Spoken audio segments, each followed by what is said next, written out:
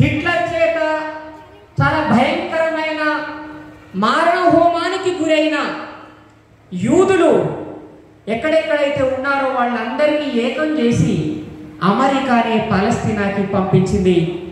1947 November 7వ తారీఖు కల్లా అక్కడ ఒక భూభాగాన్ని ఆక్రమించేసి ఇది మా దేశము, ఇది మా సరిహద్దు అని చెప్పి ప్రకటించింది. ఆ వెంటనే అమెరికా ఇజ్రాయిల్ ఒక స్వతంత్ర దేశంగా గుర్తించింది. కానీ ఐక్యరాజ్య సమితి గుర్తించలేదు. ఐక్యరాజ్య సమితి ఇజ్రాయిల్ని ఒక దేశంగా గుర్తించలేదు. పైగా ఐక్యరాజ్య సమితి యునైటెడ్ నేషన్స్ చాలా స్పష్టంగా ఇజ్రాయిలీలు పలస్తీనాని ఆక్రమించడాన్ని వ్యతిరేకించారు.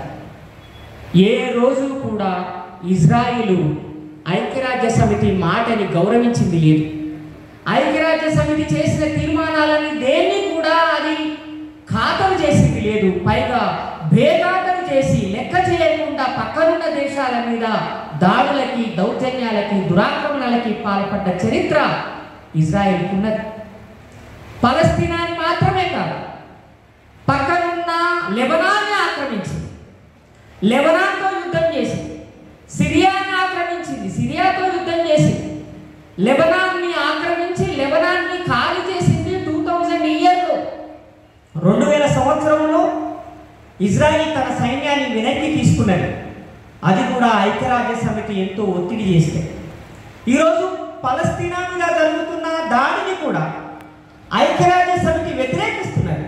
కానీ పలస్తీనా ప్రజల మీద జరుగుతున్న దాడిని ముందు ఖండించడానికన్నా హమాస్ చేసినటువంటి దాడిని ముందు ఖండించి ఆ తర్వాత పలస్తీనా గురించి మాట్లాడుతున్నారు.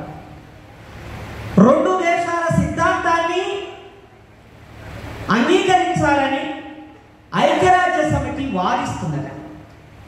మన దేశ ప్రభుత్వం కూడా ఒక పార్లమెంటు సభ్యుడు అడిగిన ప్రశ్నకి సమాధానం ఇస్తూ గత అనేక దశాబ్దాలుగా భారతదేశము 2 నేషన్స్ థియరీ అనేదాన్ని, 2 స్టేట్స్ థియరీ అనేదాన్ని సపోర్ట్ చేస్తున్నది, అదే సిద్ధాంతానికి కూడా కట్టుబడి ఉన్నది అని చెప్పి మన ప్రభుత్వం సమాధానం ఇచ్చింది. కానీ మన ప్రభుత్వం కూడా హమాస్ చేసిన దాడిని తీవ్రంగా ఖండించింది. అది కూడా నిజమే.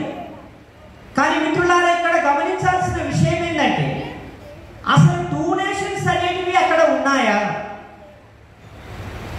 ఇజ్రాయెల్కు ఒక ప్రెసిడెంట్ ఉన్నాడు, ఇజ్రాయెల్కు ప్రైమ్ మినిస్టర్ ఉన్నాడు, హోమ్ మినిస్టర్ ఉన్నాడు, ఫైనాన్స్ మినిస్టర్ ఉన్నాడు, డిఫెన్స్ మినిస్టర్ ఉన్నాడు, అన్ని రకాలైన మంత్రులు, క్యాబినెట్లు ఉన్నది. కాబట్టి ఇజ్రాయెల్ ఒక స్వతంత్ర దేశంగా, సార్వభౌమాధికారం కలిగిన దేశంగా ఇప్పుడు ప్రపంచం అంతా గుర్తిస్తున్నది నిజమే. మరి పలస్తీనాకి ఒక ప్రభుత్వం ఉన్నదా? పలస్తీనా ప్రెసిడెంట్ ఎవరు? పలస్తీనా హోమ్ మినిస్టర్ ఎవరు? పలస్తీనా డిఫెన్స్ మినిస్టర్ ఎవరు? అసలు పలస్తీనాకి ఒక గవర్నమెంట్ ఉన్నదా? గవర్నమెంట్ లెస్ స్టేట్ పలస్తీనా. ప్రభుత్వం లేదు, కానీ దేశం ఉన్నది, రాజ్యం ఉన్నది. ఐక్యరాజ్య సమితి ఏం గుర్తిస్తున్నది? పలస్తీనియన్ అథారిటీ అనే దాన్ని గుర్తిస్తున్నది. అంటే పలస్తీనియాకి ప్రభుత్వం లేదు, పలస్తీనియా ప్రజలు తమని తాము ఆర్గనైజ్ చేసుకోవడానికి, రక్షించుకోవడానికి ఒక అథారిటీని ఏర్పాటు చేసుకున్నారు. ఆ అథారిటీని కూడా ఇప్పుడు గుర్తించడానికి ఏ దేశము సిద్ధంగా లేదు. అంటే ఇల్లు లేని ప్రజలు ఉండొచ్చు, ఉద్యోగం లేని ప్రజలు ఉండొచ్చు, తల్లిదండ్రులు లేని ప్రజలు ఉండొచ్చు, అక్క చెల్లెలు లేని వాళ్ళు ఉండొచ్చు, అన్నా తమ్ముళ్ళు లేని వాళ్ళు ఉండొచ్చు, ఊరు లేని వాళ్ళు కూడా ఉండొచ్చు. కానీ దేశం లేని వాళ్ళు ఉంటారా? కానీ ఈరోజు పలస్తీనా దేశం లేని అనాథల ప్రజల కేంద్రంగా మారిపోయినది. ఈ పాపం ఎవరిది? ఈ తప్పు ఎవరిది? ఈ తప్పు ప్రపంచంలో ఉన్న ప్రజలందరిది. ఈ తప్పు ప్రపంచంలో ఉన్న ప్రజలందరిది. ఎక్కడ తప్పు జరిగినా వ్యతిరేకించాల్సినటువంటి పౌర సమాజం, అంతర్జాతీయ సమాజం మౌనంగా జరుగుతున్న తప్పును చూస్తూ కళ్ళార్పకుండా చూస్తున్నది. కాబట్టి ఈ ఘోరం జరుగుతూ ఉన్నది. అయినా కూడా పలస్తీనా మీద జరుగుతున్నటువంటి దాడిని ఖండిస్తూ అమెరికాలో నిరసనలు జరిగాయి. అమెరికా యూనివర్సిటీల్లో నిరసనలు జరిగాయి. వేలాది మంది, లక్షలాది మంది న్యూయార్క్లో, ఇంకా టెక్సాస్లో, చాలా పట్టణాల్లో వేలాది మంది, లక్షలాది మంది పాలస్తీనా ప్రజలకి సంఘీభావంగా ర్యాలీలు చేశారు. ఫ్రాన్స్లో ర్యాలీలు చేశారు, లండన్లో ర్యాలీలు చేశారు, చివరికి ఆఫ్రికా దేశాల్లో ర్యాలీలు చేశారు. కానీ మన దేశంలో ర్యాలీ చేయడానికి మాత్రము ఇంకా సిద్ధపడలేదు. ఏవో కొద్దిమంది, కొన్ని సంఘాలు, కొన్ని సంస్థలు మాత్రమే నిరసన ర్యాలీలు చేసాయి, సంఘీభావ ర్యాలీలు చేసాయి తప్ప ఉవ్వెత్తున లక్షలాది మంది ప్రజలు పలస్తీనాకి సంఘీభావంగా మన దేశంలో ర్యాలీలు చేయలేదు, సంఘీభావం తెలపలేదు. మన దేశ ప్రజలు కూడా ఇది ఆలోచించుకోవాల్సిన అవసరం ఉన్నది. కాబట్టి ప్రపంచమంతా ఈరోజు పలస్తీనా ప్రజలకి సంఘీభావంగా ఉన్న ఇజ్రాయెల్ మాత్రము లెక్క చేయకుండా తన మారణ హోమాన్ని కొనసాగిస్తూనే ఉన్నది. పాలస్తీనాకి మద్దతుగా మాట్లాడిన, ధైర్యంగా నిలబడ్డ ఆఫ్రికా దేశాల మీద ఆంక్షలు విధించడానికి సిద్ధపడుతున్నది, బెదిరింపులకి పాల్పడుతున్నది, చివరికి ఇరాన్ మీద దాడికి సిద్ధపడ్డది. ఇరాన్ మీద ఏ రోజైతే పలస్తీనాకి మద్దతు పలికిందో ఆ రోజు నుంచి అమెరికా, ఇజ్రాయిల్ రెండు ఇరాన్ని ఒక శత్రు దేశంగా ప్రకటించాయి. ఇరాన్ మీద దాడికి సిద్ధపడ్డాయి. ఇరాన్ కూడా దాడి చేసింది. కానీ ఇరాన్ మీద ఏవో చిన్న చిన్న దాడులకు చేసి వెనక్కి తగ్గింది. ఎందుకు? హమాస్ దాడి చేసిన దాన్ని సాకుగా చూపెట్టి పలస్తీనా గాజా స్ట్రిప్ని ఆక్యుపై చేయడానికి ప్రయత్నం చేసిన ఇజ్రాయిల్ ఇరాన్ మీద యుద్ధం చేయడానికి సిద్ధపడతలేడు. ఎందుకంటే ఇరాన్ దగ్గర ఆటం బాంబ్స్ ఉన్నాయి కాబట్టి. ఇరాన్ దగ్గర ఆటం బాంబ్స్ ఉన్నాయి. ఒక్క బాంబ్ వేస్తే ఇజ్రాయిల్ మొత్తం తునాతునకలైపోతుంది, కనబడకుండానే పోతుంది. కాబట్టి ఆ భయం ఉన్నది. పలస్తీనా దగ్గర ప్రభుత్వం లేదు, పలస్తీనాకి ఒక గవర్నమెంట్ లేదు, పలస్తీనాకి సైన్యం లేదు, పలస్తీనాకి డిఫెన్స్ మినిస్టర్ లేదు, బాంబులు లేవు. కాబట్టి పలస్తీనా గాజా స్ట్రిప్ని ఆక్యుపై చేసింది ఇజ్రాయిల్. అణుబాంబులు ఉన్న దేశం అంటే అమెరికాకి భయం. ఇదే ఇరాన్ అణుబాంబు తయారు చేయాలని ప్రయత్నం చేసినప్పుడు ఇరాన్ మీద ఆంక్షలు విధించింది అమెరికా. అయినా భయపడకుండా ఇరాన్ అణుబాంబు పరీక్షలు నిర్వహించింది, సక్సెస్ అయింది. ఉత్తర కొరియా మీద ఆంక్షలు విధించింది అణుబాంబు తయారు చేస్తానప్పుడు. కానీ కిమ్ అసలే భయపడకుండా అమెరికా నాకు నువ్వెంత దూరమో నీకు నేను అంత దూరమే ఉన్నానని చెప్పి ప్రకటించి నేను అణుబాంబు దాడి చేయడానికి సిద్ధమని ప్రకటించిన తర్వాతనే అమెరికా కాలబేరానికి వచ్చింది. అంటే ఏ దేశమైనా తన దేశాన్ని రక్షించుకోవడానికి తన దగ్గర ఆయుధ సంపత్తిని పెంచుకుంటే తప్ప రక్షించుకోలేని పరిస్థితి ఉన్నది.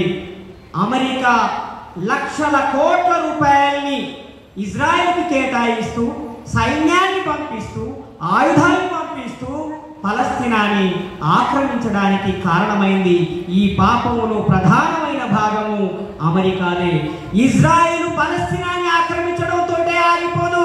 దయచేసి అర్థం చేసుకోవాలి. ఇజ్రాయెల్ పలస్తీనాని ఆక్రమించడంతో ఆగిపోదు. పక్కనున్న లెబనాన్ని, సిరియాని, ఈజిప్ట్ని, ప్రతి అరబ్ దేశాన్ని ఆక్రమిస్తుంది. ఎందుకంటే ఆ దేశాల్లో ఉన్న ఆయిల్ నిక్షేపాల్ని, పెట్రోల్ నిక్షేపాల్ని, డీజిల్ నిక్షేపాల్ని, గ్యాస్ నిక్షేపాల్ని కొల్లగొట్టి అమెరికాకి అందజేయడమే ప్రధాన ఉద్దేశం. కాబట్టి ఇజ్రాయెల్ వెనుక అమెరికా ఉన్నది. అమెరికాకి సామ్రాజ్యవాద ప్రయోజనాలు ఉన్నాయి. ఆయిల్ నిక్షేపాల మీద కన్ను ఉంది. అందుకని అమెరికాని కాపాడుకోవాలన్నా, అరబ్ దేశాల్ని కాపాడుకోవాలన్నా, ఆయా దేశాల సార్వభౌమాధికారాన్ని, స్వతంత్రతని, స్వేచ్ఛని కాపాడుకోవాలన్నా కేవలం ఆ దేశాలు మాత్రమే పోరాడితే సరిపోదు.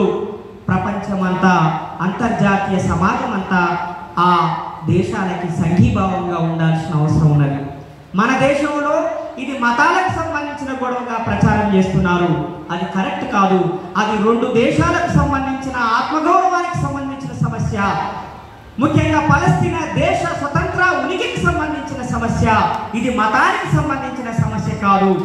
ఇండియన్లుగా ఈ దేశంలో ఉన్న ప్రతి ఒక్కరూ పలస్తీనా ప్రజలకి సంఘీభావంగా ఉండాలి. ఎంత దుర్మార్గం! ఇజ్రాయెల్ ఆక్రమించిన తర్వాత ఇజ్రాయెల్లో ఉన్న చర్చిలో ప్రార్థనలు చేసుకోకుండా ఆపుతున్నారు. ఇజ్రాయెల్లో ఉన్నటువంటి మసీదుల్లో ప్రార్థన చేసుకోకుండా ఆపుతున్నారు. రంజాన్ నాడు ప్రార్థనలు చేసుకోకుండా ఆపుతున్నారు. క్రిస్మస్ రోజు ప్రార్థనలు చేసుకోకుండా క్రైస్తవుల మీద ఆపుతున్నారు. ఇజ్రాయెల్ అనేది ఒక రిలీజియస్ స్టేటు, ఒక మత రాజ్యము. ఆ మతము యూదా మతము, జుడాయిజము. ఆ జుడాయిజం అనేది ఈ ప్రపంచంలో ఉన్న అన్ని దేశాల సార్వభౌమాధికారానికి ప్రమాదంగా మారింది. ఇజ్రాయెల్ అనేది ఒక ప్రపంచ శత్రువుగా మారింది. కాబట్టి ఇజ్రాయెల్ ప్రభుత్వాన్ని నేను డిమాండ్ చేస్తున్నాను, వెంటనే పలస్తీనా నుంచి మీ సైన్యాన్ని ఉపసంహరించుకోవాలి. పలస్తీనా ప్రజల స్వేచ్ఛ హక్కుని పునరుద్ధరించాలి. అంతర్జాతీయ సమాజం యొక్క డిమాండ్ని అంగీకరించి పలస్తీనా ప్రజల సార్వభౌమాధికారాన్ని గుర్తించాలి అని నేను డిమాండ్ చేస్తూ, తల్లుల్ని కోల్పోయిన పిల్లలకి, బిడ్డల్ని కోల్పోయిన తల్లులకి, కుటుంబాన్ని కోల్పోయిన పలస్తీనా ప్రజలకి, దేశాన్నే కోల్పోయిన పలస్తీనా ప్రజలకి విముక్త చిరుతల కచ్చి సంఘీభావం ప్రకటిస్తున్నది. బాబాసాహెబ్ అంబేద్కర్ మార్గంలో, పూలే అంబేద్కర్ మార్క్స్ మార్గంలో ఈ దేశంలో ఉన్న దళితులు, గిరిజనులు, బీసీలు, మైనారిటీలు పలస్తీనా ప్రజలకి సంఘీభావంగా ఉన్నారని వీసీకే పార్టీ జాతీయ అధ్యక్షులు, చిదంబరం కాన్స్టిట్యున్సీ పార్లమెంటు సభ్యులు తిరుమావలోన్ గారు చాలా స్పష్టంగా దాడి జరిగిన రోజే ప్రకటించడం జరిగింది.